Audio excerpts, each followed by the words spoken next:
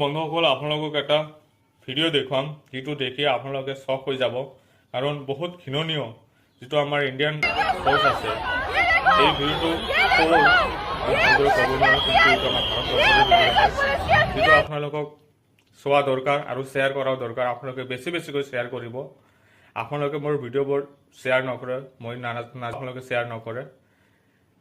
তো কিন্তু এই ভিডিঅ'টো আপোনালোকক শ্বেয়াৰ কৰিব দৰকাৰ আছে, আপোনালোকৰ শ্বেয়াৰ দৰকাৰ আছে। আপোনালোকে গোটেই ভাৰতীয় মানুহক এইবোৰ দেখুৱাব লাগে যে আমাৰ আৰক্ষী, আমাৰ যি ভাৰতৰ আৰক্ষী আছে, আমাৰ যি ভাৰতীয় সেনা বাহিনী আছে, আমাৰ যি ভাৰতীয় পুলিচ ফ'ৰ্চ আছে, এওঁলোকৰ কাৰণে আজি গোটেই পুলিচ বাহিনীক আমালোকে ঘৃণা কৰক।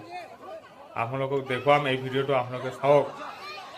আজি মোৰ মতে এই ভিডিঅ'টো বিহাৰৰ হ'ব পাৰে। চাওক মহিলা মানুহৰ ওপৰত কিদৰে অত্যাচাৰ চলাইছে।